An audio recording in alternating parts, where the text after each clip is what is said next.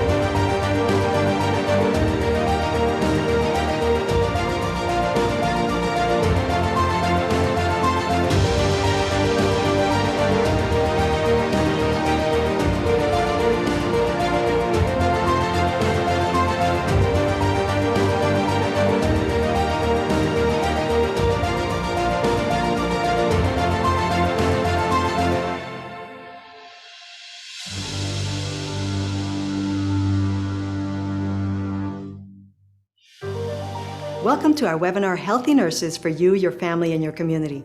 Before we begin with our lineup of experts, we want to share our agenda for this afternoon and also have you listen to a testimonial from a nurse from New York that has been working as a health professional for the past 17 years, and in her own words, shares what it's like being a nurse today.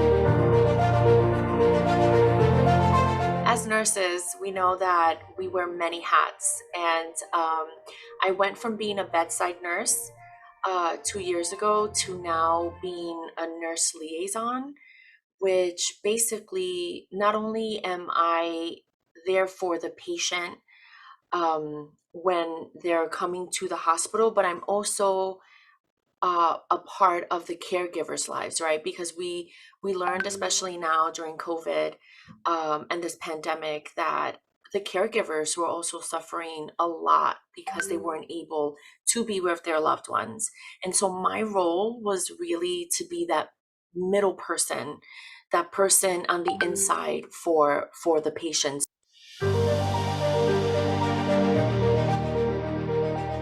I work 12 and a half hours.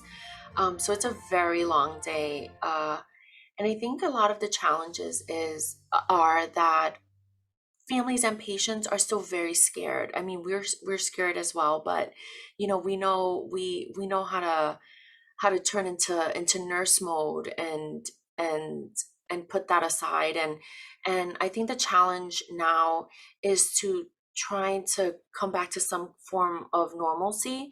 Um, and that's been a little challenging. I find that patients and caregivers are still very, very frustrated because things are not back to normal, even though we've done great with vaccines, we've done great with bringing our numbers down from the COVID cases. But all in all, it's still out there, and we're still trying to keep the numbers down, trying to get rid of it. And I think there's still a lot of fear out there for our patients. Is we're their biggest advocate. We're the person that's there at the bedside longer than their doctors, than their loved ones, than anyone else. And we're the person that the patient dumps on, for lack of a better word. They're letting us know all their fears and their ailments, and they're so vulnerable. And as nurses, we are there to take care of them, as simple as it sounds, but it's so complicated because so many things are going on mentally, emotionally, on top of their physical ailments that they're coming in for. And me personally, throw in cancer, because Memorial Sloan Kettering is a cancer center, and you throw in cancer to the mix, and that really becomes super challenging. So being able to be that advocate for your patient is super important. Listening to them, letting them know that you're going to be there for them, and actually fight for what they need, fight for their health care. Once again, welcome everyone. I'm Mildred Espinosa Mancia. I will be the moderator for our webinar, Healthy Nurses for You, Your Family, and Your Community. As you can see, we have lots to talk about, especially after hearing firsthand from Carmen Mendez on the challenges nurses face every day. According to the World Economic Forum, nearly 6 million more nurses are needed to ensure healthcare standards rise again after the pandemic. The World Health Organization says the need is most acute in poorer nations. But advanced economies like the United States are expected to face shortages in the next decade. So how are organizations like the National Association of Hispanic Nurses dealing with this issue? And what can be done to overcome the 2030 nursing shortage? Here with us to help better understand the shortfalls of the current state of the nursing in the U.S. is the accomplished Dr. Adriana Nava, President of the National Association of Hispanic Nurses in the United States. Dr. Nava, welcome. The virtual space is yours.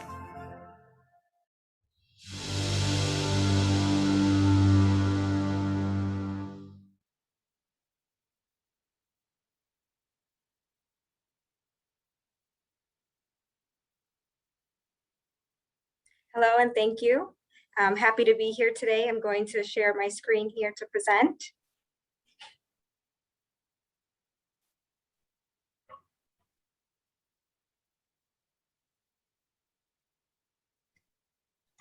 So I'm really excited to be here today with everyone to speak about healthy nurses for you, your family, and our community. And I'm proud to represent the National Association of Hispanic Nurses. And we're the only nursing organization in the United States that represents the interests of Latinos. So some of the questions that I wanted us to talk about today and consider is, what are the biggest challenges nurses are facing today, and how can we overcome them? And as mentioned before, we know that there's a nursing shortage, and what are we lacking? What are the solutions? What is the training? And what are the opportunities available for Latina and Latino nurses? And in order to approach this question, we did hear from a fellow nurse colleague of mine speak about the individual challenges, but we also have challenges that are a lot more national in scale. So some of the things that we want to consider is, what does the nursing workforce look like, especially in our respective countries? So for the United States, and this is a nice graph that kind of shows over time what the nursing workforce looks like by generation. We know in the United States, registered nurses come from different generations, and we're all working together. And as you can see, by 2030, we expect the majority of the nursing workforce to be millennials. So individuals who are younger joining the workforce. And what does this mean? There needs to be additional opportunities for gaining experience, for leadership development, and for acquiring new skills. And we also know that a lot of the workforce that is tends to be a little bit older will be leaving the workforce, so there will be some knowledge lost there. But it's also important to note that in the United States, we do have different ethnicities that are working together as well. And we have an underrepresentation of Latinos in the nursing workforce. So currently we represent about 7% of the nursing workforce, and there's about 3.8 million registered nurses in the United States as of 2019. And in order to ensure that we keep up with the changing demographics in the United States, which right now Latinos represent about 18%, we want to make sure that we create a pipeline to ensure that additional Latinos are getting into the nursing workforce.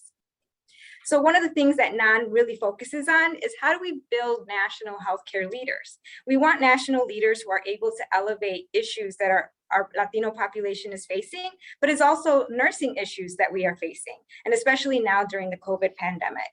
So we really focus on developing leadership skills, being included in health policy, and being able to address population health outcomes.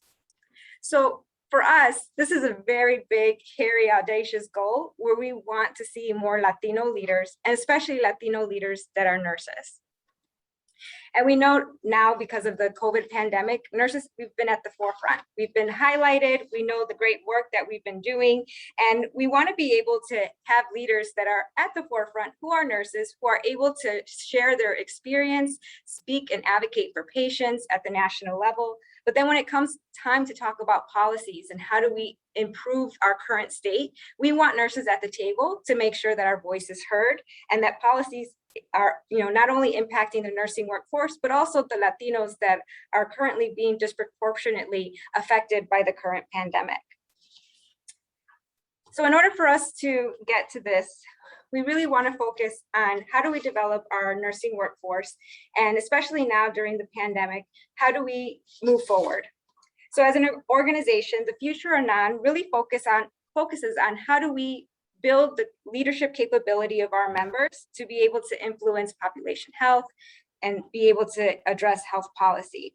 And as we strive to build this, we really want to see nurses doing this as well. So what kind of nurses do we have available to be role models, whether they're Latino or non-Latino, and how do we bring them together, whether it's in the United States or in other countries, so we can work together to elevate our profession. So I'm really excited to be here and see that we have nurses from really across Latino America.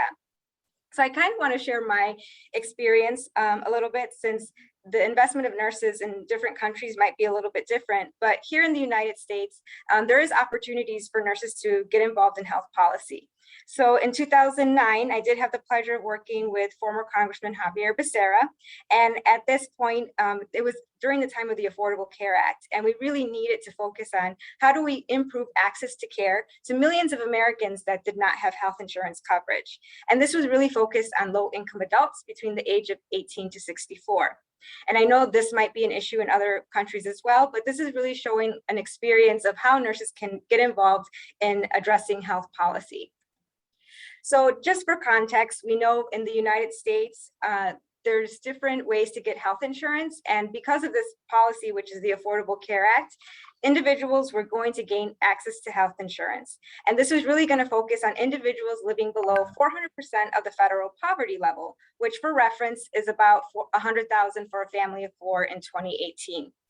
So this is kind of just a breakdown to show the different ways that individuals could gain access through this legislation. So if they made more than 400% of the federal poverty level, this policy did not affect them. If they made between 100 to 400%, they would qualify for a federal subsidy, and 138% or below, they would qualify for Medicaid expansion.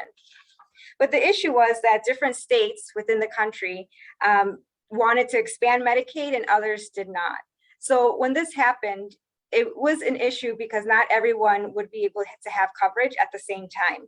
So states that chose not to expand Medicaid left about 4 million low-income adults within a coverage gap, which is an issue because these individuals who technically could qualify if their state expanded Medicaid didn't have access to care. So I'm just kind of here showing the difference here. So these individuals here that fall under this income category did not have access to care. So you could see that that's an issue, especially for usually underserved communities living in these states. And for some of our non-members who are in these states, they would have to work with these communities to find ways for them to gain access to care. So this is a map as of 2017, just to give you kind of a visual of states that did expand Medicaid, which is in blue, and states that did not expand Medicaid, which is in yellow. And it just highlights the issue that we were facing at this time, why this policy was so important in order to ensure low-income individuals gain access to care. As of 2020, this is what the map looks like now. So we do have 39 states that have expanded Medicaid, but those states that have not, which is in orange, it still is a major issue for us to get access to these individuals, especially at their low income. And especially during a pandemic, we want to make sure that they have access to care. So one of the cool things about being a nurse and working at the front lines and kind of getting into research and data is that we're able to look at data differently through our experience and look at how we can use that data to better inform what we're advocating for. So this is just data that I wanted to present that as a nurse and through additional training, graduate training, I've been able to do quantitative research, being able to present data. And this is a really helpful skill set, especially when you're going to go out and speak to politicians or other individuals who are stakeholders that you're interested in working with, is being able to present information and share knowledge about policies that are impacting your community.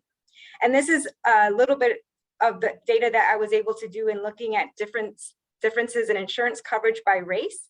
And health disparities in the US are prominent, and it's an issue that we're trying to address as a profession in nursing, but also as a country. And how do we implement policies that better address these variations in care? So this is just showing you by race for white individuals, Black individuals, and Hispanics. We can still see that at the end of 2017, Latinos continue to have the lowest rates of health insurance coverage in the country. So as an organization for nursing, this is one of the issues that we're interested in, because a lot of our work as nurses working within NAN is we go out into the community and we provide preventive health services, we do screenings, we do health education for our patients, and especially those that are uninsured. So I kind of wanted to show this picture here. Here's some pictures of some of our members out in the community doing blood pressure screening, giving education on diabetes. And it's really important because, you know, when you don't have health insurance, you usually are not going to a healthcare provider, and you rely on a safety net to kind of be there. And NAN has kind of taken and stepped into that role of being one source of a safety net to make sure that our Latino community has access to some sort of preventive care. So I'm very grateful for our volunteer members who are out in the community a lot of the time. So this is a map from the New York Times, and that this shows what the COVID rates look like in October of 2020. And you can see that depending where you live, there was hot spots. And even now, if we look at it now, you can see that rates are going up and down. And I'm sure in your respective countries, you can also see that it varies depending on where you live. And it's important to note this because, you know, when we do policies, it's important to see where people live, what systems are there, what are the politics in the region, and then how as nurses are we able to influence those. So we know that inadequate access to care, being uninsured, you know that we're more likely to have underlying health conditions if we're Latinos, such as diabetes. And then we know in the US, Latinos tend to work in positions that don't necessarily have paid sick time off. So this puts Latinos and minorities in general at higher risk of getting COVID. So we know that Dr. Fauci in this article did say that we have an extraordinary problem, and he recommends our community, the Latino community, gets adequate testing and immediate access to care. And he says that this is something that we probably can't fix in a month or maybe a year, but it requires a decades-long commitment to change. And this goes back to why NAN is here and what we're trying to do. So we really are committed to making nurses healthcare leaders at the national level, so we can be part of the change and part of the solution, so we can make sure that our community and other underserved communities are getting appropriate access to care, and that advocate for policies that are actually going to be beneficial and improve health outcomes. So where do we go from here? Well, we know that in the United States, there's been a Latino or Hispanic leadership gap in many sections. You can look in the education section, healthcare, we know. You don't see a lot of Latinos that look like us leading organizations, being elected to, you know, national positions of leadership. So that's an issue. And especially when we ask our community if they can name a Latino leader, we know that it can be a little bit difficult if whether or not they can name the leader, but whether or not it's important for us to have a leader. So you can see here that when asked, non-Latinos said that, you know, not as much, that it was extremely important for us to have a Latino leader, but for Latinos, it's extremely important for us to have a leader and someone that's visible who can advocate for our interests. So you can see that when Latinos were asked if they can name a Latino leader, there was mixed results, but a good percentage of the individuals could not identify a national leader. And this is an issue because if we want to raise awareness and advocate for policies and really improve health outcomes, we want to be able to have the leader who is going to be advocating for that. So when we look at organizations such as NAN or other nonprofit organizations, a lot of these organizations come together to rally around a specific subject or, you know, try to make sure that they advocate for the population that they're serving. So this was an interesting quote by Professor Rouse, was that while there are organizations that advocate for the interests of Latinos, like the National Council of La Raza, which is now Unidos US, and the National Hispanic Leadership Agenda, none have reached the stature or influence of those that have promoted the causes of African Americans. So this is something that, you know, I bring up and highlight because I think the work that we do at NAN is really important. And I think the work that you do in your respective countries is really important, and really elevating the voice of nurses and making sure that we have a voice. And I know our organization right now is only focused in the US, but I welcome everyone, even outside the US, to join us because we do have access to mentors, we have access to resources that might be able to help you in your journey for leadership. So in the future of NAN, I really want my contribution as the president to develop our health policy focused curriculum for our leaders and also leadership development. So our members can be leaders locally, at the state level, and at the national level. And this is especially important because we want to see Latinos in positions of leadership who can pull up other Latinos, especially Latino nurses and other nurses, in general, because we tend to not see nurses of any ethnicity or race in national level leadership positions, but also we want to address our health disparities and how do we improve care for those that are underserved. And we want to be the change makers and make sure that we are also helping to make decisions and giving input into policies. So for the future of NAN, we are focused on membership growth. As you can see, we don't represent every state in our country, so we are working to build upon that. There's opportunity potentially to work with our international partners and as well and increase our presence and see what that looks like. But we also focus on leadership development and making sure that the nurses that we are working with have the skills and the tools to be able to advocate for population health outcomes and for health policy. So I recommend if anybody is interested in joining us on this mission, to reach out to me directly, and I'd be happy to chat with you or your local groups of nurses in your country. And if you're interested in learning more about some of the health policy stuff that is going on in the United States, these are some of the areas that you can look at is the Commonwealth Fund, the Kaiser Family Foundation, and then Health Affairs is a journal that's really good and keeps you abreast of what's going on health policy-wise in the United States. And one of the initiatives that I'm really proud of that we've done is getting nurses engaged in voting. And voting is pretty much a really simple thing that we can do and help advocate for, but that's the first step in giving us a voice on issues that are important for our community. So we really advocate and are partner with Voter ER to make sure that our members and their families are registered to vote, because that is a start for us to have a larger voice in the country. And that's all I have for today. And thank you everyone for your time.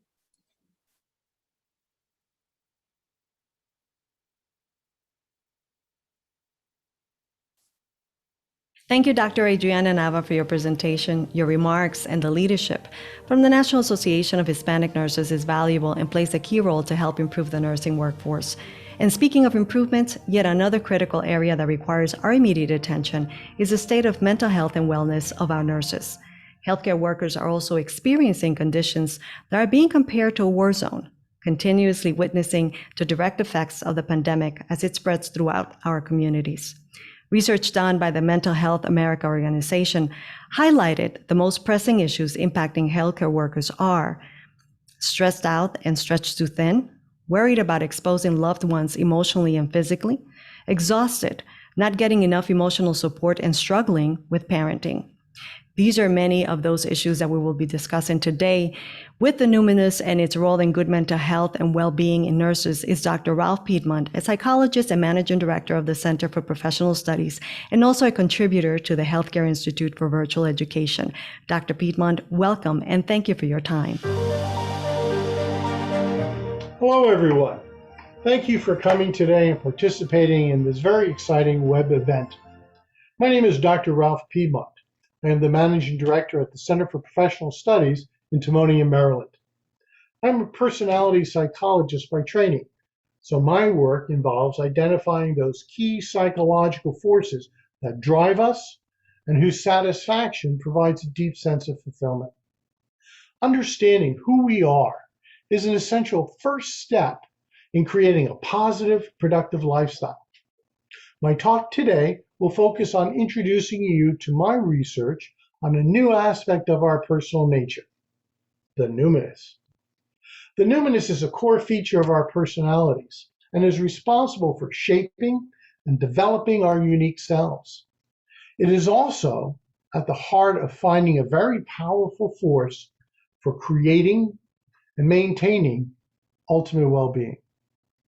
Nursing, as you well know, is a very dynamic, active, and essential aspect of the healthcare environment. Nurses are called upon to fill many roles in healthcare, from overseeing the management of patient care, to addressing the physical needs of patients, to caring for the emotional and social challenges that accompany any medical condition. Nurses are truly the superheroes of the medical profession. While nurses are commonly the go-to professionals for patient care and treatment management, little attention is given to how nurses themselves address their own issues of self-care. Called daily to be fully present and actively compassionate to patients, over time this can become draining and serve to create feelings of burnout. Nursing is a high-energy profession. To do well, one needs to be fully committed. But to sustain professional success, nurses need to invest time in managing their own physical, emotional, and social needs. There are many stressors that all healthcare professionals experience, some direct, like our work duties and our personal life demands. Others are more indirect, sometimes labeled secondary stressors. These are stressors experienced when we encounter and manage the stressors of those around us. Over time, these external challenges may come to weigh us down. Being able to effectively manage all these pressures is essential for finding personal and professional success. There's a large literature that exists that outlines the basic steps one needs to take in order to manage day-to-day hassles and stressors. Much information on this will be given in other presentations in this webinar. As such, I want to step back and take a broader perspective and discuss aspects of ultimate well-being. While we all need to find specific ways to reduce experienced stress in our lives and to avoid or diffuse conflict, we also need to create an overall personal centering, a style of life which is itself intrinsically healthy and resilient. Coping techniques and practices are like a house that we build that helps keep us safe and secure. However, the ultimate value of this home rests with the quality of its foundation. For coping, that foundation rests with the numinous, the most intimate aspect of our personhood. The developed sense of the numinous creates a solid foundation that provides confidence in the durability of our home. It also creates a healthy way of being. To distinguish between specific coping skills and a healthy coping lifestyle, we use the term eudaimonia to refer to the latter. In healthcare, the term sense of coherence is frequently used and represents a similar concept. Both represent a foundational, health-oriented style of living that gives us a baseline orientation to managing challenge and stress in our lives. As you can see from the definition on your screen, eudaimonia does not protect us from pain and challenge. Rather, it fortifies us to weather any storm and to see the sunshine that lies beyond it. So what is the numinous? My work in this area develops out of research I conducted that examined how religious and spiritual interests influence our lives. While spiritual issues are frequently tied to specific religious traditions, I felt there existed a need to understand those activities from a more universal, strictly psychological perspective. I was interested in knowing, what is it about us psychologically that makes religion and spirituality so important to us? In fact, religious and spiritual sentiments have been part of every culture, society, civilization across time. Those interests are uniquely human qualities. There are no animal models for the religiousness or the numinous. I felt that there must be something of great psychological value underlying these interests. What emerged is what I have termed the numinous.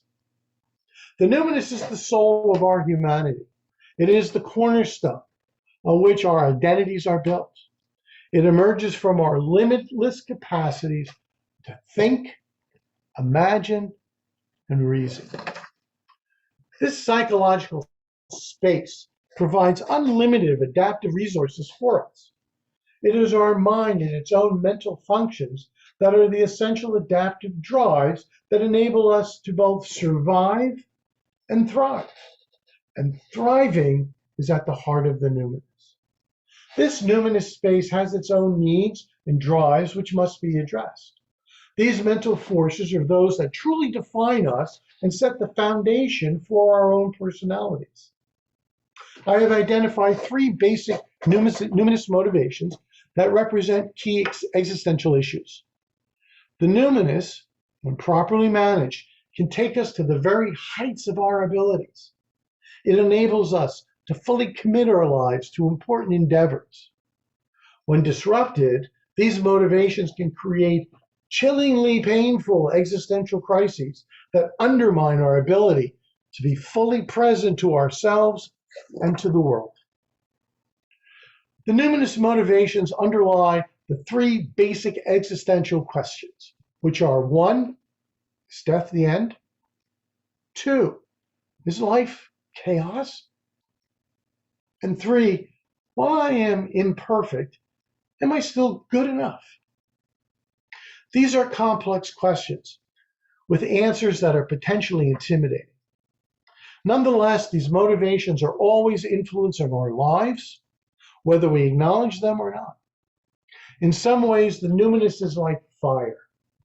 If used properly, it can heat your house and keep you warm. Or if used improperly, it can burn your house down. Learning how to use the numinous effectively can have important implications for developing a broad sense of well-being in your lives. For each of the numinous motivations is associated with its own existential issue, and I will discuss each of these issues in turn. The first issue up is what I refer to as infinitude, which relates to our knowledge that we are mortal creatures who will eventually pass away. This motivation creates within us a drive to give substance, continuity to our lives. We seek to create some type of durability for our efforts, a legacy that will continue to reverberate into the future. Humans are the only species that can physically change the world around us to facilitate our adaptiveness. We contribute to life and give it value through the work that we do. As nurses, your work is on the forefront of this motivation to support the vulnerable and weak through empowerment, compassion, and the easing of their suffering and pain. Patients are sick and are concerned about whether they will die or be forever immobilized by physically broken. Assuaging these feelings in patients helps them to address and manage their feelings of infinitude. Appreciating your role in this process can enhance your own feelings of infinitude as well. Meaning is the second numinous motivation. Predictability is important to us. We actively seek to create such patterns to guide our lives forward. These patterns can be explicit, such as our own personal knowledge and wisdom of life. They can also be implicit, in that when we cannot explain something, we rely on culturally provided patterns to provide the meaning we cannot see. While doubt is an important mechanism that signals a need to improve our meaning-making abilities, too much doubt can crumble our meaning structures. A life without meaning is a life not worth living. Inherent to meaning-making is a timeline associated with reaching our goals. Our research shows that when creating a meaningful plan, the longer the timeline associated with the goals of that plan, the more resilience and stability we experience psychologically. Ultimate eudaimonia is found when we begin to view our current lives as just one stage in a much larger eternal framework. Finally, there's worthiness. While we recognize our own imperfections and failings, ultimately, each of us assesses our worth and value within the entirety of our own meaning network. Our own personhood calls on us to make a statement of our own value and worth. We engage life to develop worthiness. The results speak to our sense of value. There is security in feeling worthy. There is emptiness in feeling condemned. This dimension is very much associated with serious mental health issues and represents its own pathway to mental illness. Individuals who believe themselves to be rejected by the universe or the God of their understanding find themselves in a state of catastrophic alienation. After all, if God rejects you, to what court do you appeal that decision? Lack of worthiness has been shown to be linked to, among other things, suicide attempts and suicidal ideation, depression, anxiety, and the personality disorders. Worthiness seems to lie at the heart of veterans experiencing what is termed moral injury, in women with body image dysphoria, and among substance abusers. High levels of worthiness gives us a sense of belonging and goodness that empowers us to act compassionately and completely in our life activities.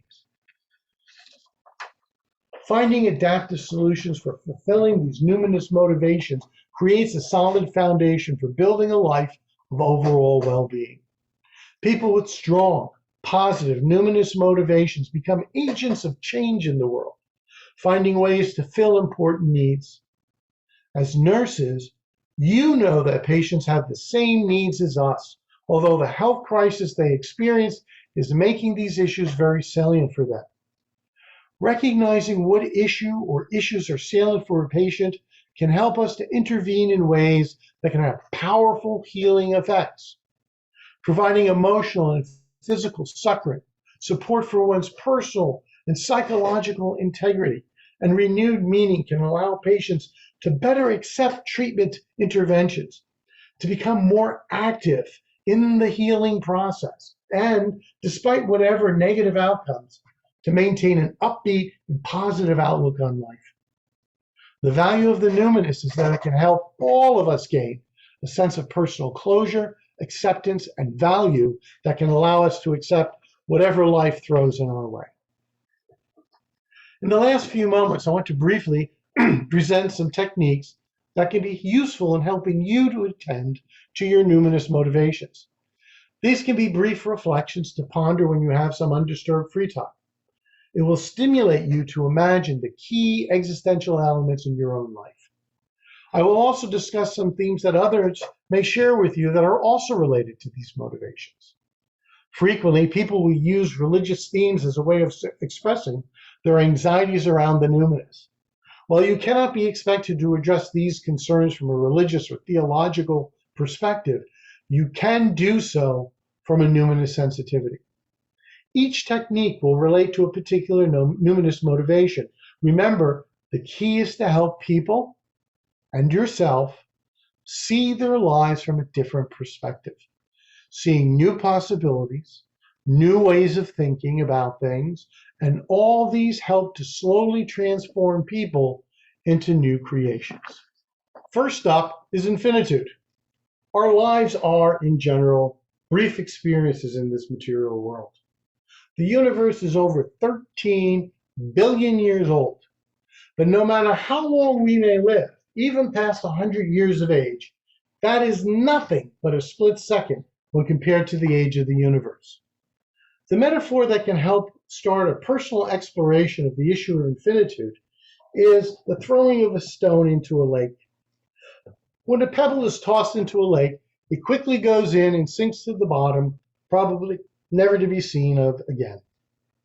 However, the ripples caused by the stone hitting the surface continue to move outwards and influence the rest of the lake. While our lives may be brief and short, our actions continue to reverberate long into the future. We are all part of a social network that extends into the future. We influence others who in turn continue to express our ideas to those that they meet. Our lives do make a difference. Our actions not only speak louder than words, but also last longer than any spoken or written sentence. Think about how the work you do makes a difference in the lives of so many people. In speaking with others, we can listen for their infinitude concerns. Conversations around the themes of fear of death, miracles, resurrection, growth, and mourning are some themes that reflect this issue. When you hear them, throw your stone. Meaning is a very key aspect of our lives. It gives us focus, direction, and vitality. We are creatures who love patterns and regularities. We all create a system of meaning that helps direct us through life. As noted earlier, the longer the time range associated with our meaning-making strivings, the more resilience and stability we experience in our lives. But our meaning systems ultimately need to be of our own creation, reflecting those issues that are most important to ourselves. Having a useful meaning system is essential to eudaimonia, but we should always be working to expand, develop, and improve our systems of belief and meaning.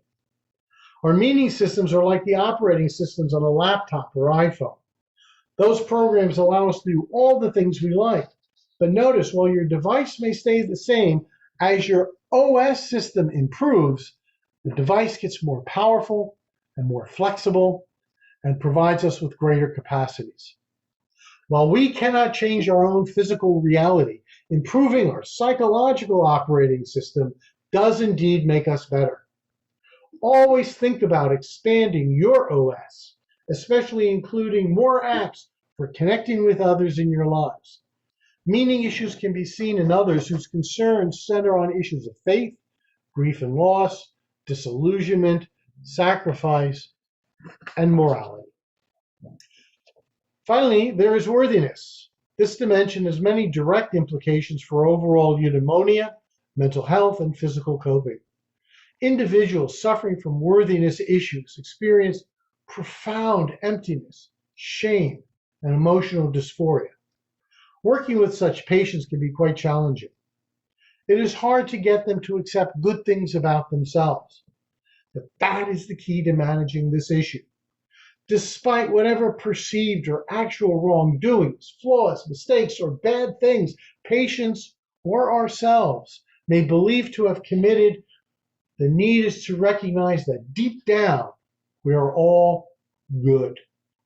We need to work with patients and ourselves to see even the smallest good thing that we do, and then expand from that action to other related ones that will eventually result in a web of goodness.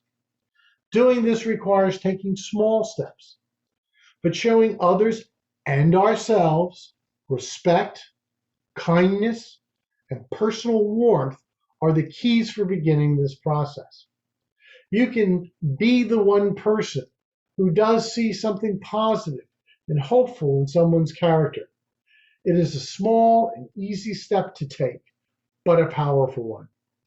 Some themes that are related to worthiness are alienation, feelings of alienation, guilt, redemption, mercy, and of course, sin. Well, I want to thank you, each and every one of you, for your attention. I hope that you can now understand why the numinous is an important aspect of who we are as human beings and why it occupies the most intimate aspect of our own humanity. When we reflect on our own numinous strivings or reach out and talk to someone about their numinous orientation, realize that you are having an experience that is perhaps the most intimate activity you can have with another person. Nursing is a demanding field, not just physically, but psychologically as well. A focus on the numinous can help transform each of us and enable us to experience life with greater fullness, wonder, and authenticity. Take the time to develop your numinous heart. Take the time to inspire others to do the same. Thank you very much, and I look forward to fielding any questions you may have later on in this seminar. Have a wonderful day, and good luck on your future professional endeavors. Dr. Ralph Piedmont, thank you for your presentation and for sharing solutions for our nurses to improve their mental health and well-being. In fact, well-being has a multidimensional meaning that touches many aspects of life, including physical well-being. That incorporates our eating lifestyle, Here to address healthy eating do's and don'ts for the healthy nurses is Lori Zanini, a registered dietitian, certified diabetes care and education specialist. She's a nationally recognized award-winning food and nutrition expert. She's also the best-selling author of the Eat and What You Love Diabetes Cookbook and the Diabetes Cookbook and Meal Plan for the Newly Diagnosed. She's the creator for The Love of Diabetes, an online diabetes nutrition educational program and community. Lori Zanini, welcome. The virtual space is yours. Thank you. Thank you so much, Mildred. And thank you to Hippo HIVE for having me today and EBLA. It's such an honor to be able to speak with you all, and I'm so excited to be here. So my name is Lori Zanini. I am a registered dietitian and a certified diabetes care and education specialist. So as a dietitian, I do specialize in the science of blood sugar management as it is related to food and nutrition and the things that we do on a daily basis that can regulate our blood sugar. But first and foremost, I'm a dietitian. And so today I really want to focus on some really actionable, easy steps that nurses can take to nourish their bodies and also provide the energy that you need to do the really, really important job that you guys all have today and every day. So that's why I wanted to share this quote. You know, nurses truly are the heart of healthcare. And in preparing for this presentation, I reached out to some of my best friends that are nurses that not only have I worked with in the past, but also just are personal friends of mine. And it was really interesting as I reached out to a lot of them and asked them, you know, what are some of the specific challenges and obstacles that you face in your job as a nurse to not only take care of yourself, but also to take care of the people that are around you, right? And it was really surprising that none of the people that I asked needed more than 5 seconds to tell me some of the obstacles that they had in place. And they were very common and they were all the same. A lot of them were the same. So that really showed me that it's probably something that you all might be struggling with too. So hopefully we can kind of conquer some of these things together in about the 15-20 minutes that I have so that you can kind of have at least a few ideas and resources moving forward to help. Okay, so first of all, some of the challenges that my friends shared with me was number one, time. Time not only in their personal life and prepping food and thinking about food for not only them and their families, but also time at work, you know, limited breaks that you may or may not be able to take at the time that you're supposed to have them. That was the first thing that all of my friends would say. Time is an issue as a nurse because you work long hours and you're tired and you're taking care of a lot of people, which brings me to the second challenge is that a big obstacle that I was hearing is that it's in your nature to take care of other people before you take care of yourself. It's probably one of the reasons that you went into nursing. It's probably just part of your personality. You are a caregiver, you nurture people, and you provide support when some people don't have it. And so because of that, it can be hard to prioritize yourself first.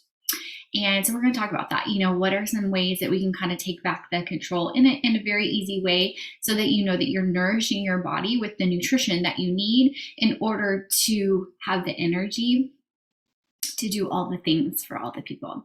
And then number three, just the availability of the food that they can access during the work day. I know having worked in a hospital myself is that, you know, the lunchroom, the cafeteria, it doesn't always have the best options, you know, and if we have a 5-minute, 10-minute break, some of the things that are the easiest to grab are sometimes not the best for our bodies. Additionally, you know, if you have patients that are bringing you treats all the time, it can be challenging, you know, and so that's something that we can talk about as well. So the challenges that were shared with me are kind of going to be the framework for what I'm going to talk to you about today and kind of think of some really good things that we can do. Okay, so moving forward, one of the things that I think is really important to think about is the timing of your meals. And I know there's a lot of strategies out in the world these days. Don't eat for this amount of time, eat for this amount of time, those types of things. What I have found in practice and with my clients, with my patients, with the people that I've worked with over the years, is that, it is very important to eat at regular times throughout the day. Not only to provide yourself with the energy and the nutrients that you need, but also from a micronutrient perspective to be able to get the vitamins and the minerals that you need. If we're only eating 1 or 2 times a day, then what happens is we're probably not getting in those nutrients that we need. And I think a lot of times when we think about healthy eating, we only focus on calories. But as a dietitian, I am so much more concerned with what is in those calories than how many calories that you're eating, okay? And then also from a blood sugar management standpoint, what's important to know that you all do already is that insulin obviously is a hormone that regulates our blood sugar. Insulin is also an appetite regulating hormone. So if our blood sugars are high and we're secreting more insulin, then that can make our appetite more. And it can kind of get us into this cycle of craving and wanting more food. So that's something that we want to try to prevent and avoid. And one of the ways that we can do that is by eating at regular intervals. Okay. So one of the things that I do try and recommend my clients do is to eat within at least 30 to 60 minutes of waking up. And that can be challenging for some people. That could be totally against what you're normally used to doing because you might not be hungry. But by eating something in the morning, that shuts off your liver and stops the gluconeogenesis, right? So your liver will not be producing extra sugar that might cause your fasting blood sugar to be higher than normal. And that also starts your body to wake up and get the energy that you need. So eating within 30, 60 minutes of waking up is also going to help increase your metabolic rate. And that's the rate at which your body is burning calories all day long. And that also is something that's really, really important, especially as we age, especially as women, especially with all the other things that we have going on the rest of the day. And then once you have that first meal of the day, you want to try and eat within at least every 3 to 4 hours after that. Now, eating could be a snack or it could be a meal. I think a lot of times people feel like the word meal means you have to get in the kitchen and cook something. And it doesn't always have to be like that. So oftentimes what you can do is have a really well-balanced snack that can get you to the next eating occasion. So that's something also to keep in mind. So eating within about 30, 60 minutes of waking up, eating at least every 3 to 4 hours during the day. And then once you get to the end of the day, I recommend not going more than 10 hours without eating overnight. The reason, again, is just to make sure that your body has enough time to digest, to use those nutrients, but also that you're not going too long without eating. That's something that I think can be a challenge with a nurse's schedule, especially if you're working 12-hour shifts. One of my friends that works in the ER shared with me, she's going to work, she works 7 a.m. to 7 p.m. So she's eating on the way to work in her car at about 6:30, and then she may or may not have her break. She's supposed to have her break, but ICU has some very critical patients. And sometimes she's just not able to get away whenever she wants to. So she finds herself running to the vending machine and getting chips or crackers or something like that. And then, eating whatever she might have available for lunch. She has a 30-minute break. And it's really challenging to either go somewhere, she said, or to be able to eat in the cafeteria. So thinking about what on the days that you're on, what are some things that you can have available for when you are hungry that can help you out and that you can be strategic. So strategically planning the foods. Now, when we talk about the different foods that we can put in our body, we always want to talk about the macronutrients first. So the macronutrients being carbs, protein, and fat. The combination of those foods is what's going to provide balance not only to our blood sugar, but also to our body to make us feel good and feel satisfied after we eat. So carbohydrates are the body's preferred source of energy. And carbs are not all created equally, right? And I think that they sometimes get maybe a rap that's worse than it needs to be, because carbs can be really nutritious or they can really be not, you know? So carbs can take anywhere from 5 minutes to 90 minutes to digest, okay? So what are gonna be these really quick absorbing and digesting carbs? Fruit juices, anything that's sweet like candy,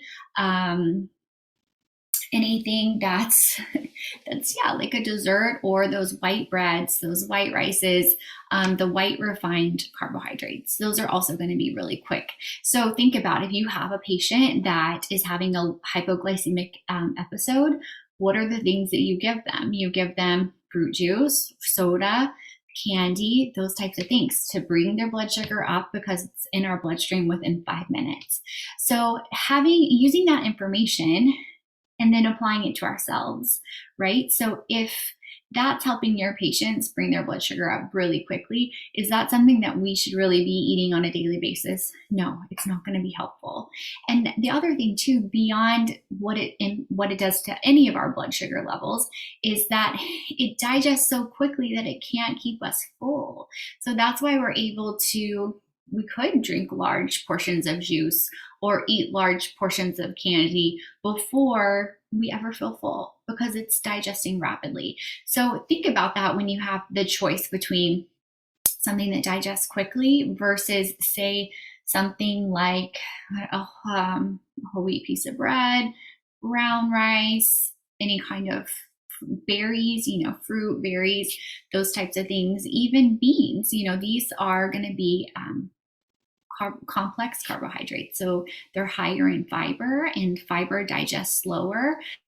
So not only will it blunt the effect of blood sugar in our body, but also it will keep us full longer. And that's what we need. We need that sustained energy as we go about our day and we take care of the patients that we are. Okay, so carbohydrates first. And then protein. Protein takes longer to digest than carbohydrates. So it's actually very important to have a source of protein every time you eat. Every time you eat.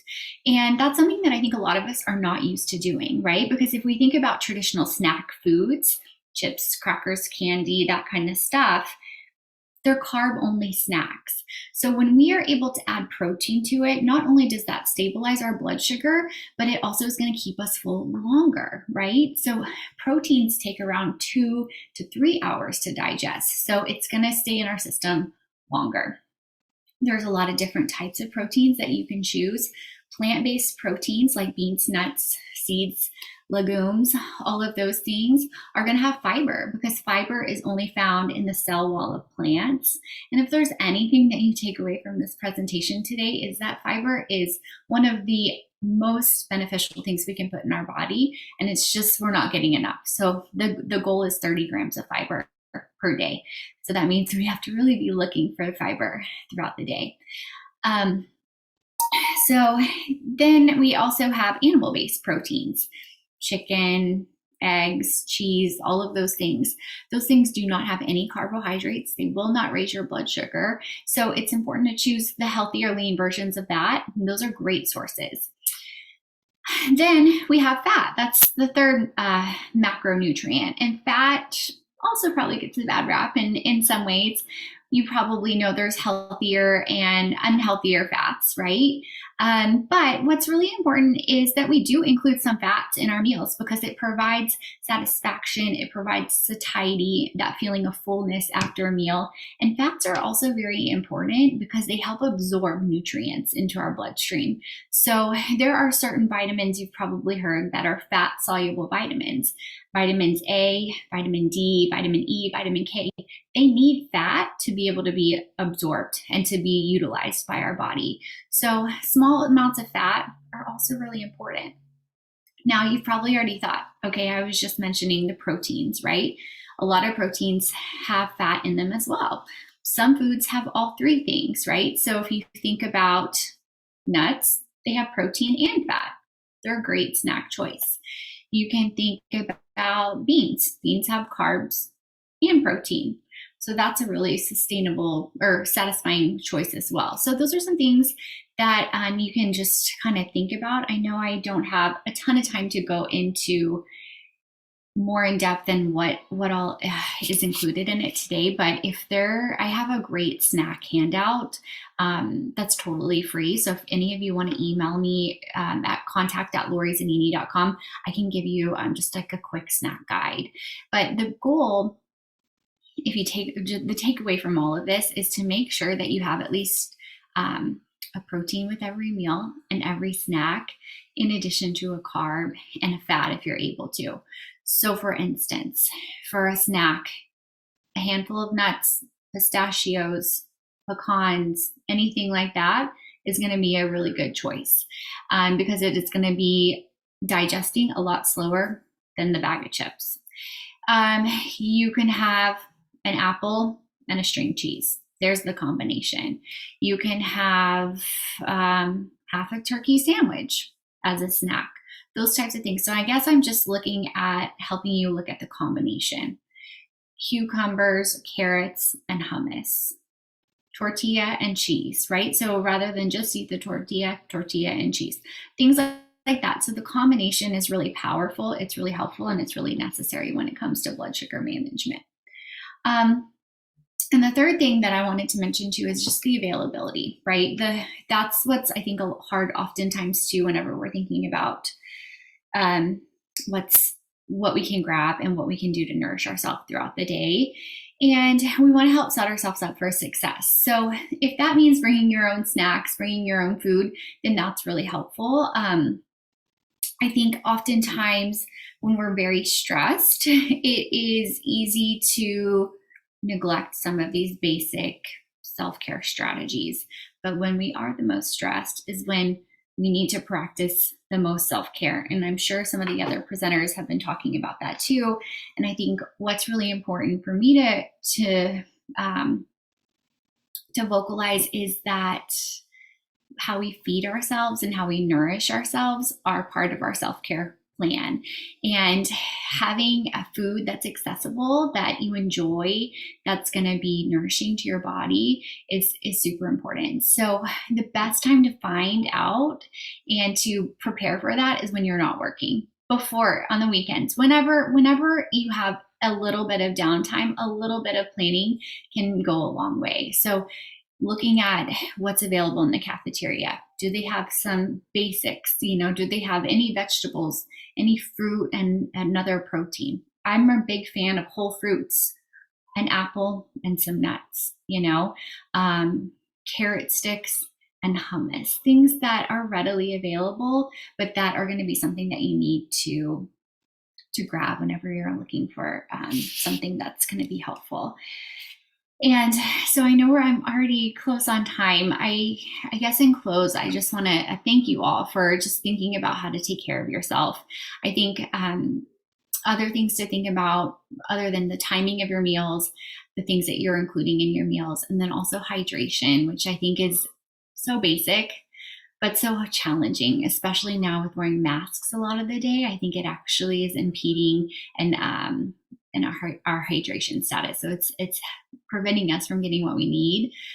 Try and drink half of your body weight every day in fluid ounces, and be sure that you're moving outside of what your normal routine is. So any kind of strength-bearing exercise is actually really helpful for blood sugar management. Anytime we exercise, it helps manage and lower our blood sugar for 24 to 48 hours after the activity is completed.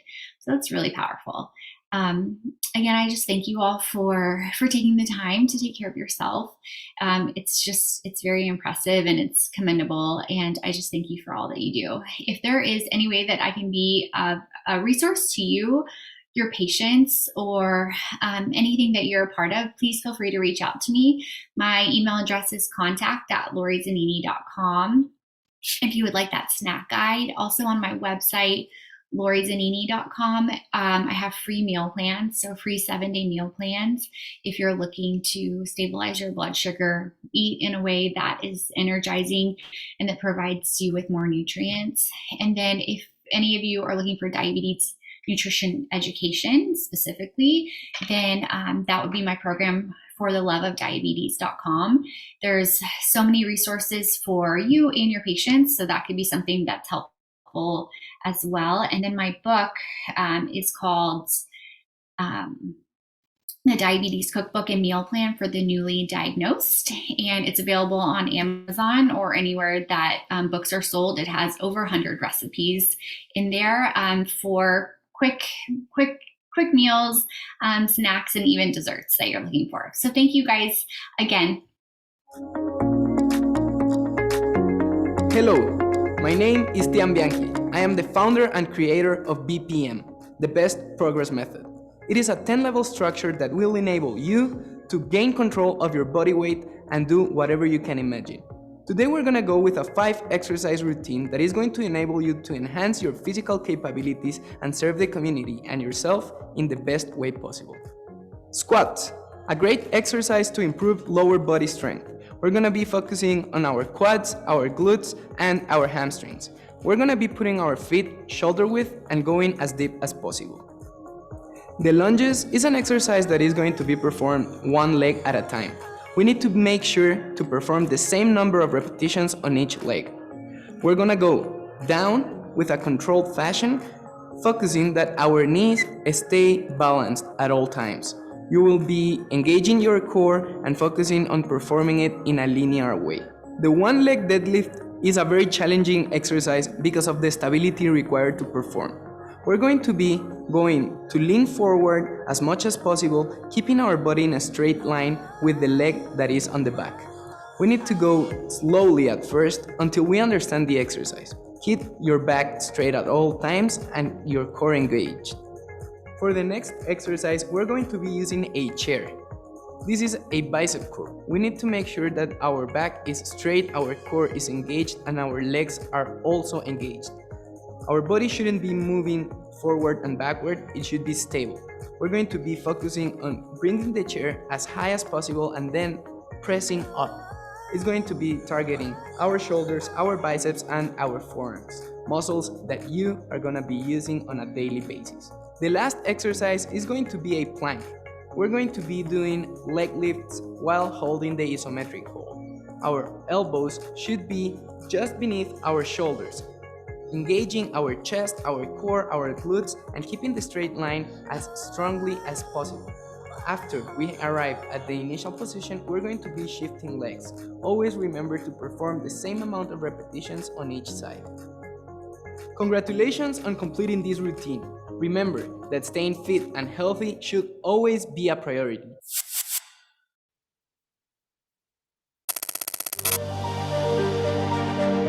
Thanks both Lori Zanini for her contribution to this webinar and also Tian Bianchi for his fitness demonstration to help improve the physical well-being of nurses. During this webinar, we have addressed vital issues and potential solutions promoting healthy nurses. However, we still need to discuss the significant impact education has for the future of healthcare. With that said, could virtual education be the promising trend for the healthcare industry, the patients it serves, and nursing students? Next up, we have a short video from Barry University on using innovation and technology like the Hippo device to enhance the clinical experience for students.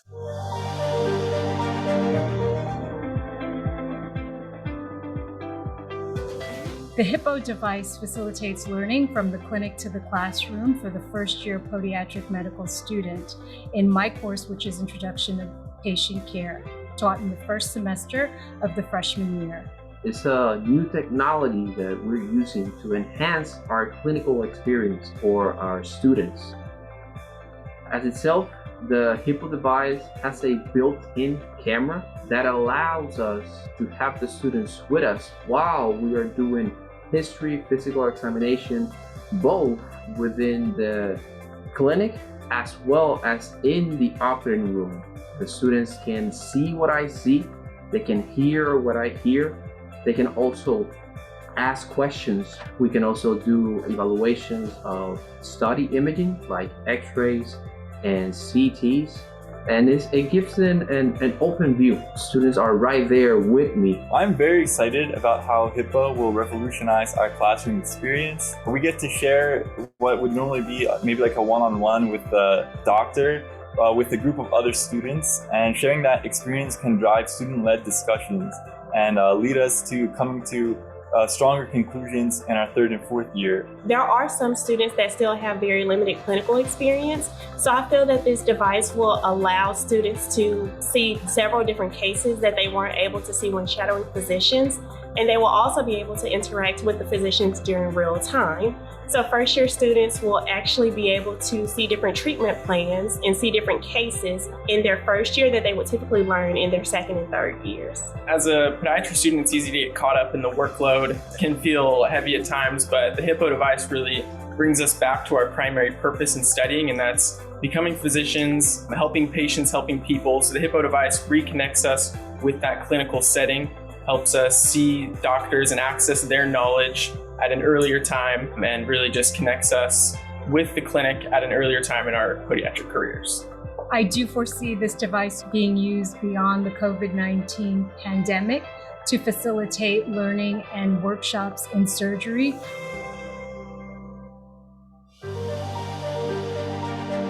And now our next and final panel is Dr. John McFadden, Dean at the College of Nursing and Sciences at Barry University in Miami, will share his thoughts on the future of nursing education and where we're headed. Dr. McFadden, welcome, and thank you for your time.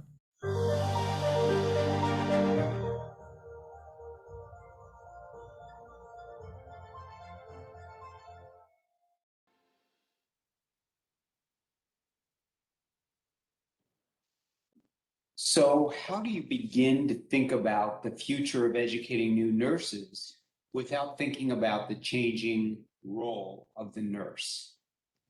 And that's a little tougher because that means we have to find a common thinking or essence of nursing. And we've been grappling with that for many years, decades, probably even a century.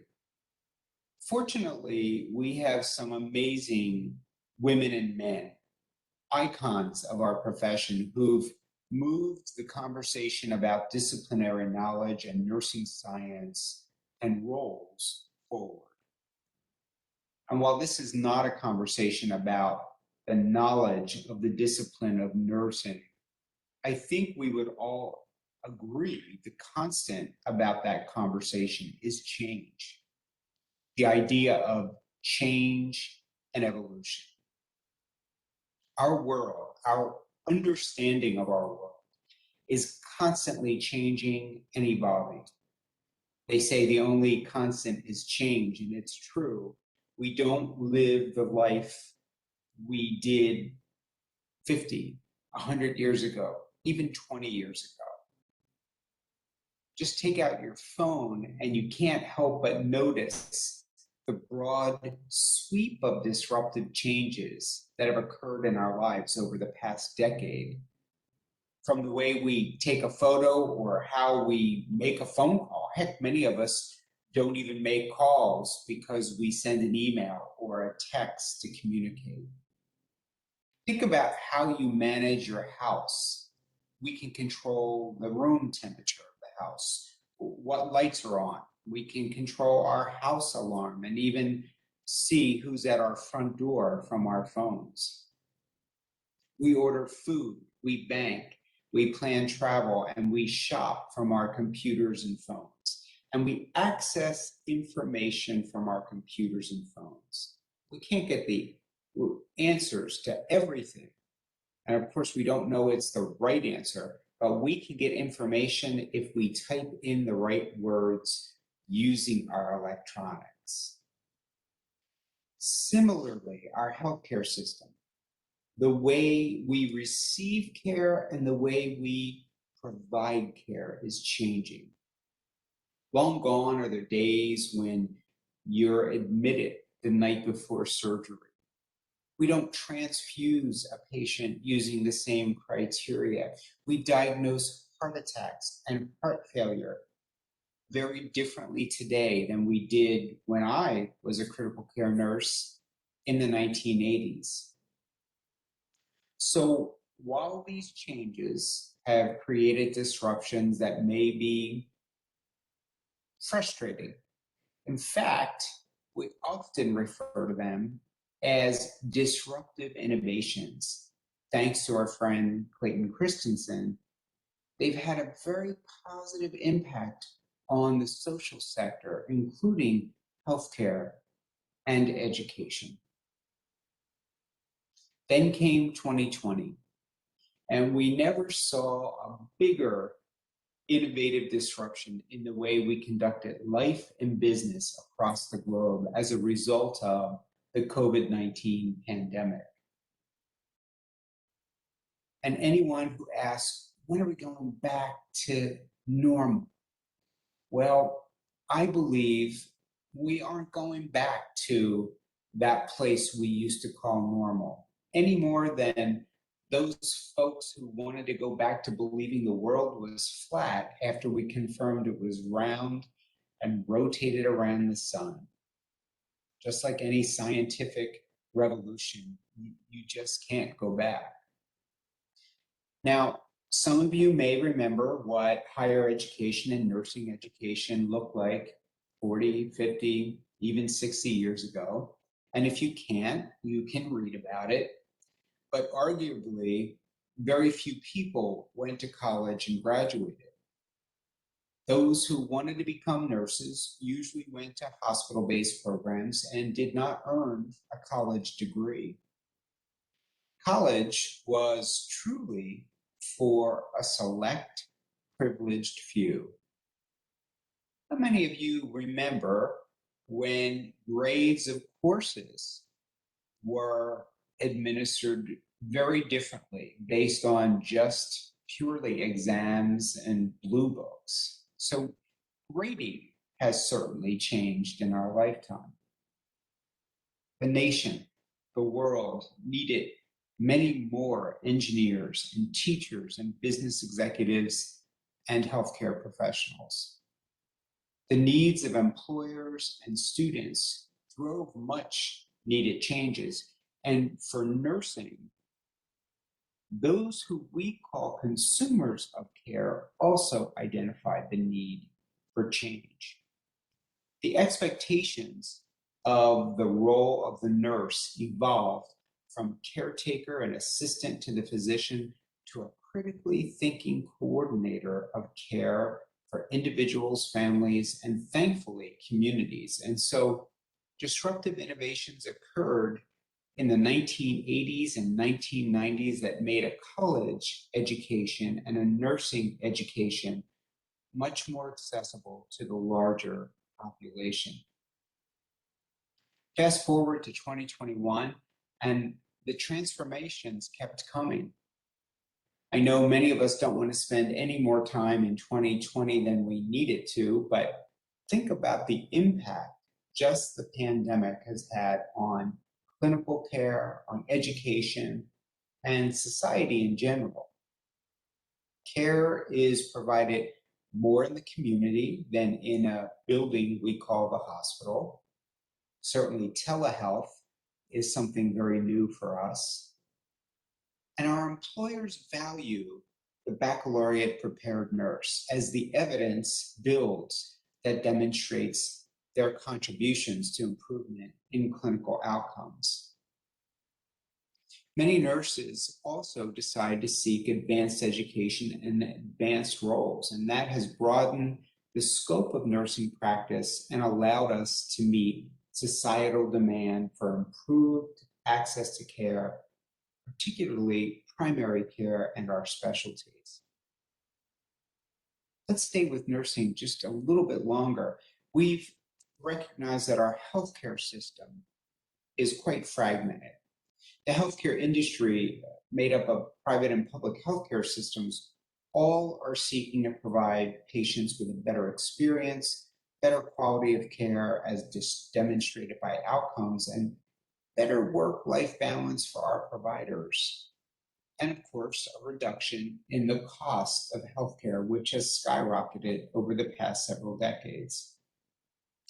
We're fortunate some very smart people have put forth new healthcare business models and reimbursement models, integrated care systems with care across many disciplines and settings that span a person's lifetime have emerged. And this requires practitioners who can coordinate care as well as provide care. Our science, the combined knowledge of many disciplines from chemistry and pharmacology and medicine to sociology and psychology to business and nursing, all have provided us with discoveries that improve healthcare. Genetics, immunology, ethnopharmacology, technology, all are giving rise to personalized healthcare, what we now call precision healthcare. So the curricula used to prepare graduates of all of our healthcare professionals has to evolve. Today's nursing graduates have to be grounded in liberal education. Let's not confuse that with other use of the term liberal. When I say liberal education, I mean the humanities, the social and natural sciences that are foundational for our healthcare disciplines and particularly nursing. These courses, these sciences, these humanities serve as the foundation for the intellectual and practical abilities that our nurses need to practice and engage with the local and global communities. Our nursing graduates have to also be grounded in the disciplinary knowledge of nursing. That means they can perform and think and act like a nurse. They have to see the patient, the family, the community through the eyes and with the values of a nurse, and how we see the wholeness and interconnectedness of each other. Gone are the days when some nurses provided care across a steep chasm from our nurse theorists and nurse scientists. Our nurse theorists and nurse scientists and our clinical nurse practitioners need to work together to make sure the most current science is delivered right at the bedside. We've also heard from our employers who've let us know that some members of the workforce, some of our graduates, are not truly work ready. So our educational system for nurses have to include what is current about healthcare, but also what is current about society. Things like understanding the diverse needs of our very unique people and how to ensure equity and practice from an inclusive perspective. We have to understand how our systems work or don't work to improve health. People will move through many settings and systems as they seek care, and the fact that they live within populations and communities also impacts the delivery of care and its outcomes. We've been living that lesson throughout this pandemic. The health of our communities affect individual health, and each of an individual's health affects the life of the community. You cannot deliver individual health care without considering the broader population health. Our nurses have to know advocacy techniques and how to deliver patient or person-centered care, how to deliver family care and community care. After all, health is a journey and it requires mutual trust to achieve good outcomes. We can't forget how we began this conversation about disruptive innovations with many examples grounded in technology. Our nurses provide care in environments that are rich in technology. The electronic health record, telehealth, artificial intelligence, and many new diagnostic techniques all demand our nurses are competent and deliver care in a way that is vastly different than it was 20 or 30 years ago. So our nurses, and in fact, all healthcare professionals, have to balance knowledge and competence in managing technology and systems with their understanding of the uniqueness of each human life. And they have to do it in such a way that promotes trust, exudes compassion and understanding, courage and humility. And our nurses and any of our healthcare practitioners aren't simply born with these qualities. They have to be taught, they have to be allowed to practice things like emotional intelligence and ethical comportment, moral courage, assertiveness, interprofessionalism, and professional socialization. They have to be shown the imperative of committing to lifelong learning and furthering our disciplinary science. Nurses have to be taught to act with accountability and learn how to think and act and feel like a nurse through a maturational process. It's not something that happens in one semester or even in 2 semesters. It takes time. So I hope I've convinced you that the nursing profession has transformed over the past few years, and the competence that's expected of our nurses has grown and evolved, has expanded. So now it's time to take a look at how we prepare or educate our future nurses.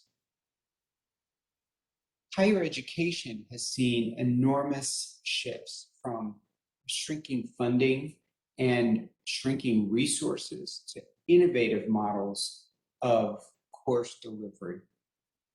We're all using platforms and techniques we never would have considered before. In fact, we frequently would say the things we use to deliver our courses over the past 15 months would never, could never work, but they are. So just as in healthcare, technology is driving changes in how we educate all learners. Our current students are all digital natives, unlike me, who had to add tech skills to my repertoire of abilities. My grandson, who is 4, knows how to swipe and FaceTime and has taken to teaching me some new techniques. Our learners also look very different today. Our learners are entering college and nursing with very different backgrounds. Unfortunately, some incredibly promising individuals come to us with the least amount of resources and have not had access to the best learning environments. Some of our learners come from underrepresented and under-resourced populations. Yet as we strive to create a nursing workforce that is impactful and representative of the patients we serve and the country we live in, these are the very individuals who we want in our programs of study and in our profession. Also, not everyone seeking a college degree is a recent high school graduate. Second-degree learners have embraced that commitment to lifelong learning and are making shifts in their skills to better meet workforce demands. So that means faculty have to rethink their teaching strategies and approaches to delivery. And we have science, neuroscience, to help us better understand how people learn. We've really embraced active learning and immersive technologies like simulation and virtual reality, things like service learning. These allow us to create incredibly realistic learning environments that permit our students to practice before they go into a real healthcare setting. We've talked about the changing face of the learner, but our faculty are also different.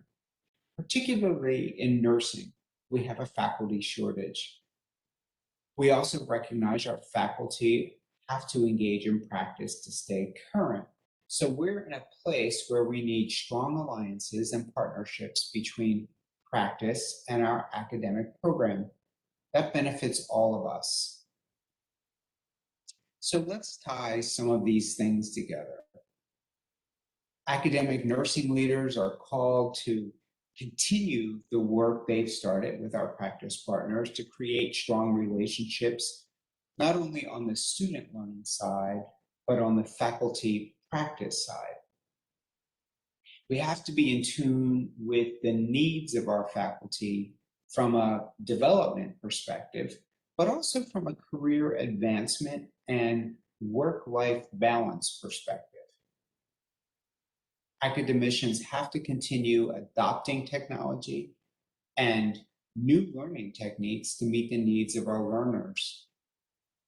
We have to figure out how to prepare nurses so they are work ready. Transitioning into practice is a difficult period in a new nurse's professional development. Implementing models that allow nursing students to do with what they know, practice until they become competent, will benefit our new nurses and our practice partners.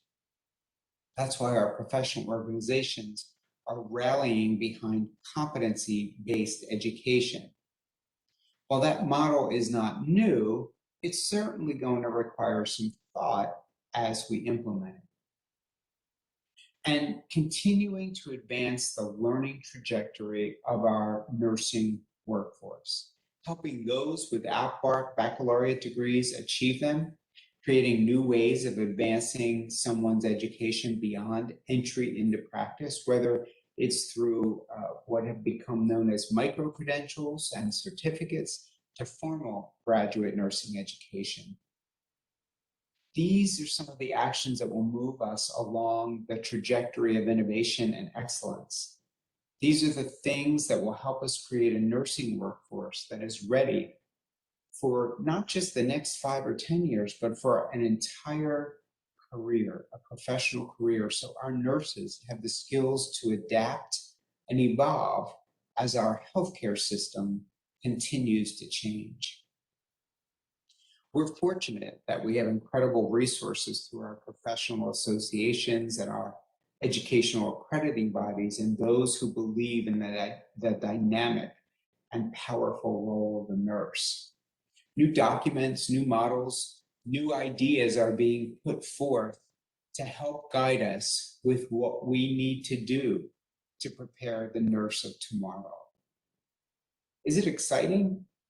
You bet. Is it a little overwhelming? Perhaps. But as I've said many times before, how do you eat an elephant? One bite at a time. I can't think of a better time to be a nurse or an educator. As the quote by Henry Brooks Adams goes, teachers affect eternity. No one can tell where their influence stops. So I'll leave you with my hope that each of you brings or serves as an inspiration to a future nurse, and that each of us together is able to move the needle forward toward better healthcare for our communities and the world. Dr. Marfan, thank you for sharing such powerful information about the future of nursing education. But now, before we go into our interactive segment of Q&A, we want to share with you about Hippo HIVE, our platform, our Healthcare Institute on Virtual Education.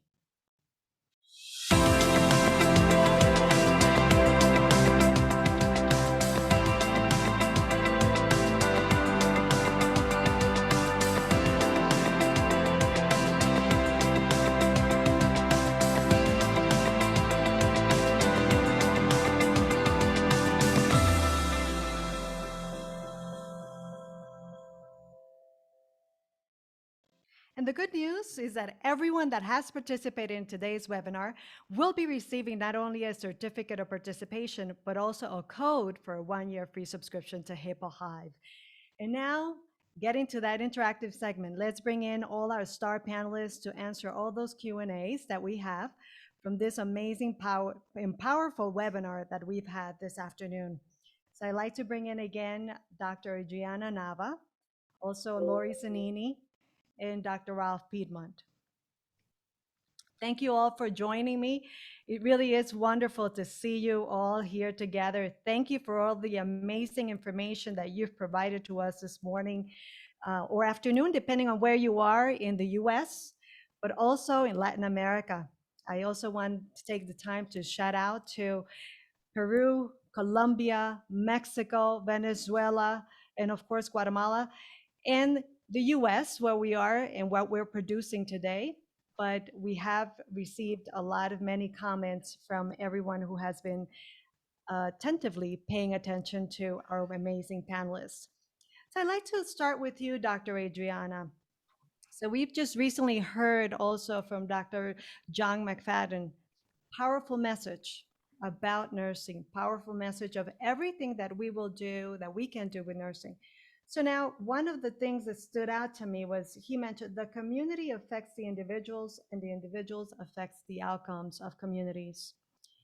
So where do we begin? How do we make that next step into policy making, changing in the US, but at the same time, and how do we get nurses to continue to advance their careers, particularly now that we have technology and innovation available to us?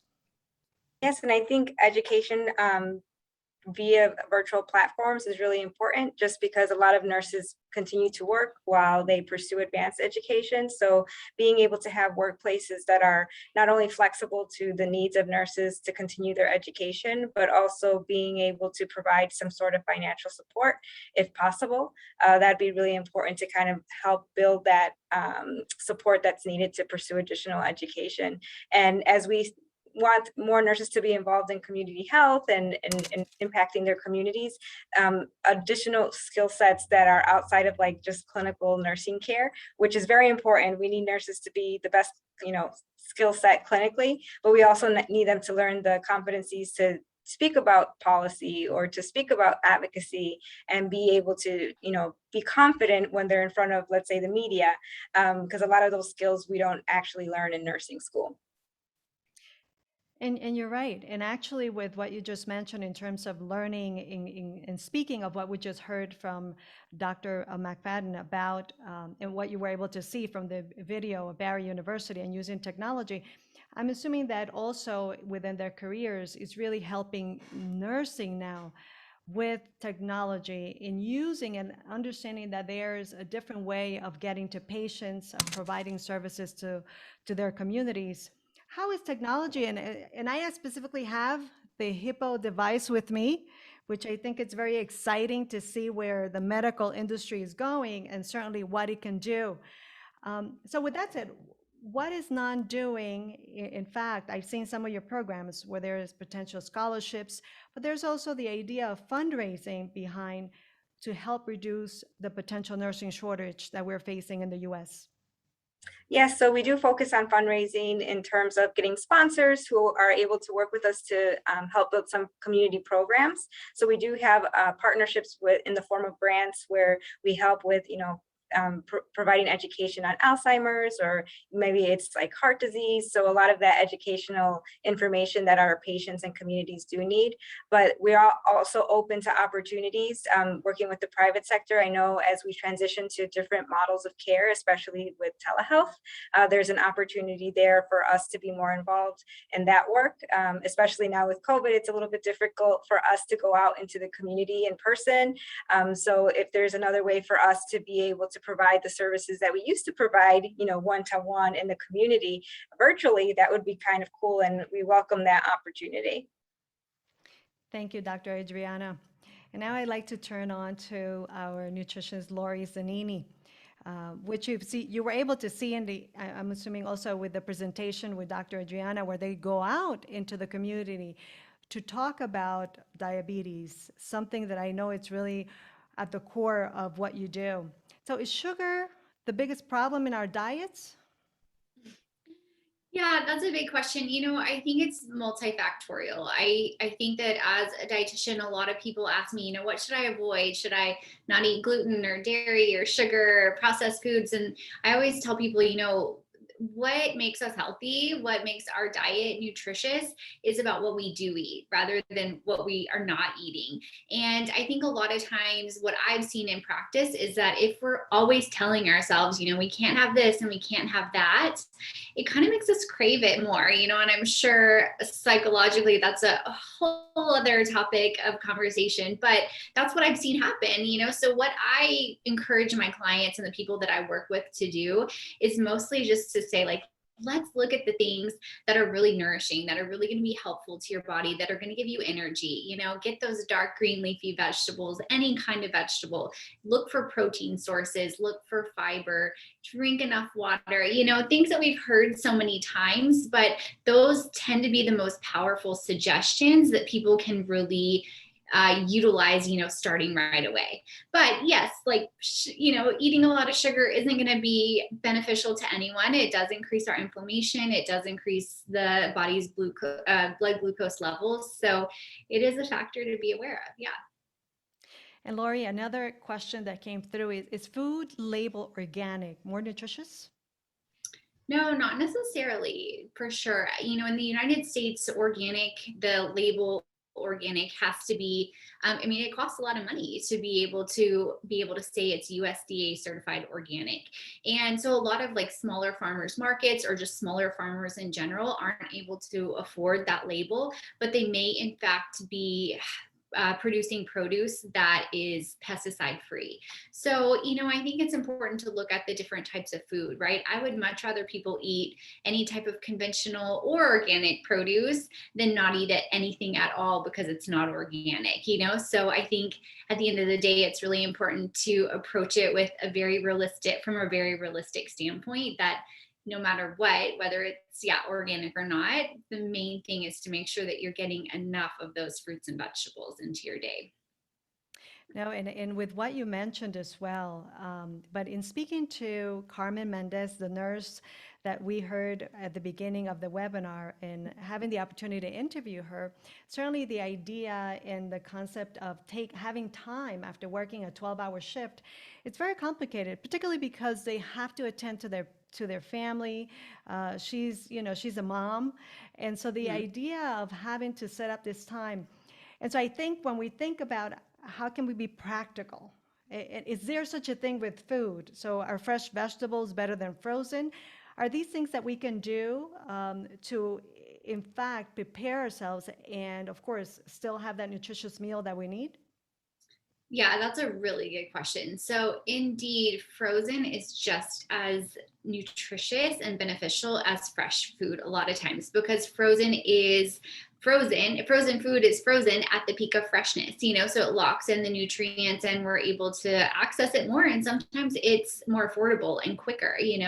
I tell a lot of clients too, if there is a package of vegetables that's already cut up, that's pre-made, go for it, right? Those are things that really help save time and energy. I'm also a big fan of cooking. Every time you do cook 2-3 portions so that you can have them for leftovers, or you can freeze extra meals that you have for busy days that you don't feel like cooking, so that you don't feel like you have to cook a meal every single day. That's not realistic for most of us that are working and that have demands throughout the day. But yeah, that's a good strategy. Thank you, Lori. And now I'd like to switch over to Dr. Ralph Piedmont.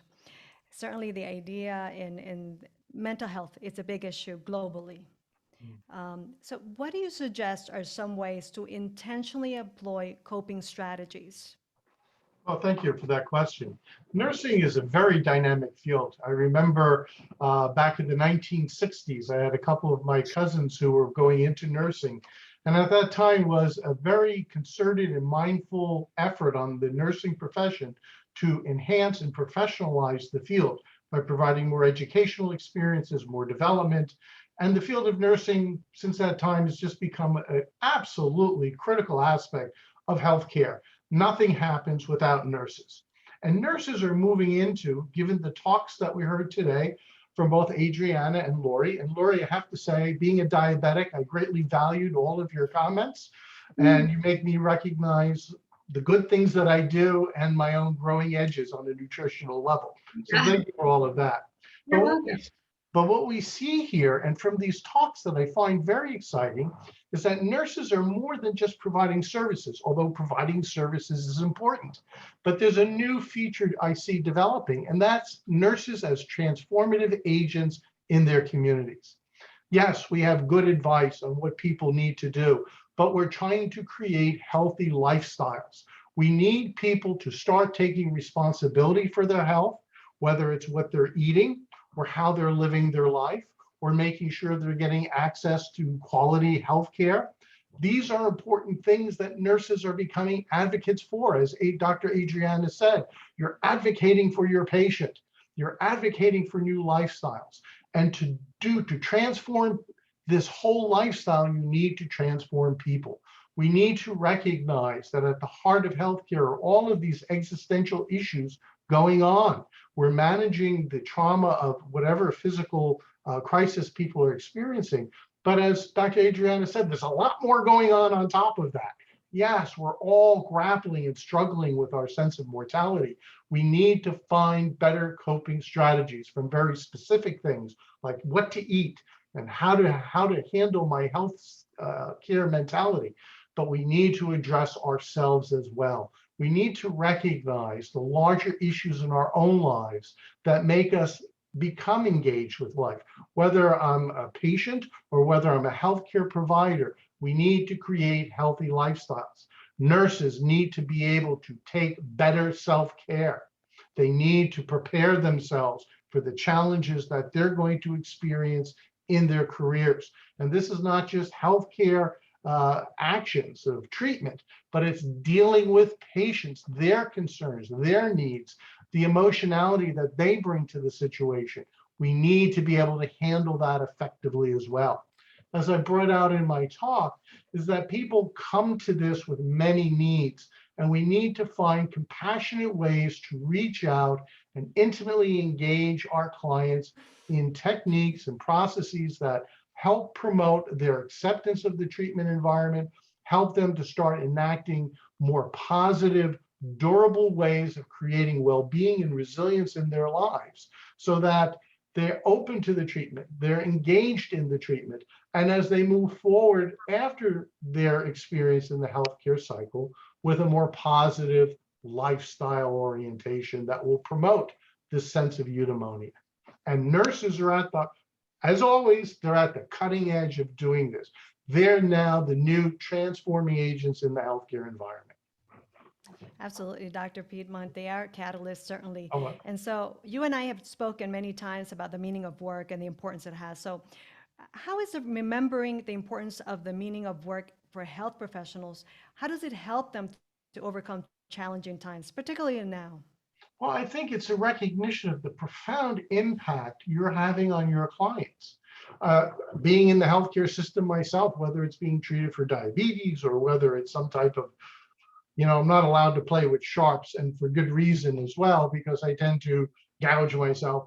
But again, it's meeting nurses. Nurses are providing most of the care for my own healthcare needs.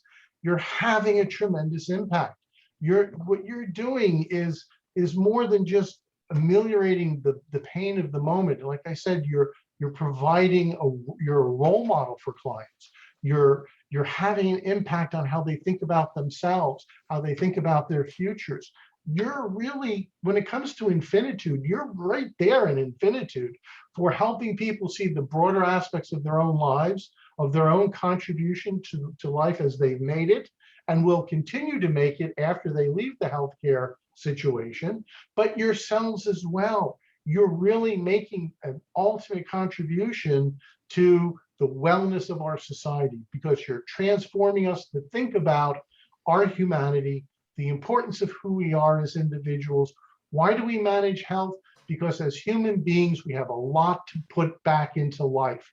All of us make important contributions to life, from very small to very large.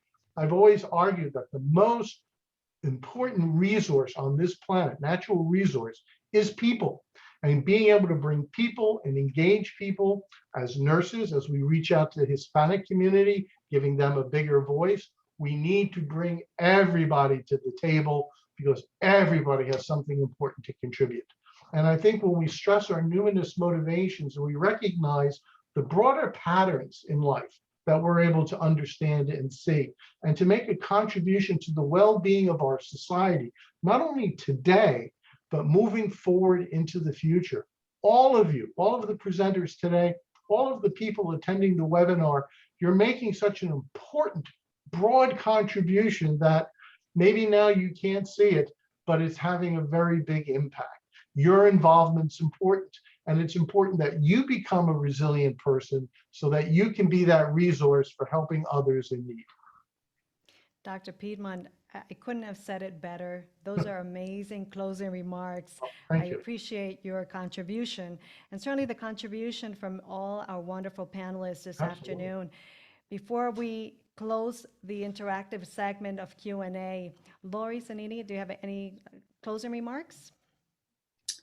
You know, I just want to, encourage. I know it is hard to take for any of us. It's hard to take care of ourselves. And I know, like I said, self-care, sometimes it has to be a little selfish, right? We have to put ourselves, like they say, put the mask on ourselves before we help others, the oxygen mask. And I have little kids, and I can attest that it is very difficult sometimes, to get out and exercise, to, make my priority. I make sure everyone in the house sometimes has food. And then I'm like, oh, wait, what did I make for myself? And I think nurses, any kind of helping professionals can all relate to this situation. And so, make a plan whenever you have some downtime. Make sure that you are putting yourself first, like Dr. Piedmont said, so that we can help all the people that count on us, because we are important and we have so much of an impact on others. Yeah. Thank you, Lori. Dr. Adriana? I just want to thank all of the nurses on here today. Personally, thank you so much for your hard work and dedication and showing up every day. And I know it would have been very challenging for our communities to get ahead without your dedication. So thank you. Thank you. And I want to take this time to thank everyone. Thank you, particularly the panelists, for making the time for your contributions. Thank you for everything that you shared with us. These are powerful, powerful messages that you have contributed to such an amazing industry that currently needs more. As Dr. Piedmont mentioned, we all can contribute to continue to help to keep healthy nurses, not just for them, for their communities. So we have come to the end of our webinar, and I wish to thank all of our thought leaders for sharing insightful information this afternoon to keep our nurses healthy, for them, the patients they serve, and for their and our communities. I also want to thank all our contributors and the production team of Evla Digital for the work accomplished. And now for our conclusion, in anticipation of being only a couple of weeks away from celebrating Hispanic Heritage Month in the U.S., we want to invite you to listen to Carmen Mendez with her closing remarks for her fellow nurses, followed by the Star-Spangled Banner in Spanish, led by Carmen and her fellow Latino nurses, members of the National Association of Hispanic Nurses. I thank you for your time. I'm Mildred Espinosa de Mancia. Thank you all, not just from the U.S., but all our participants from Latin America for participating this afternoon. Thank you, and have a wonderful afternoon. Thank you.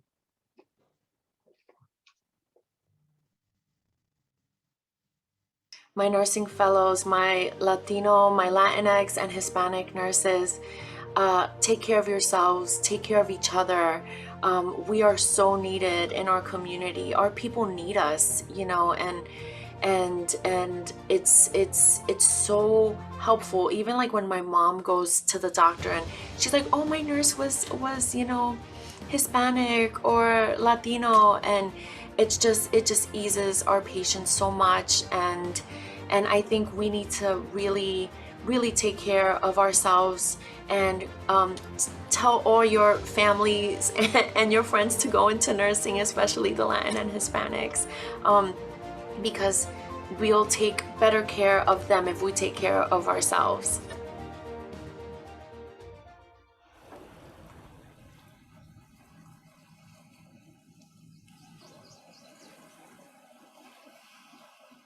Mira, podéis ver al sutil clarear lo que Guido se alzó cuando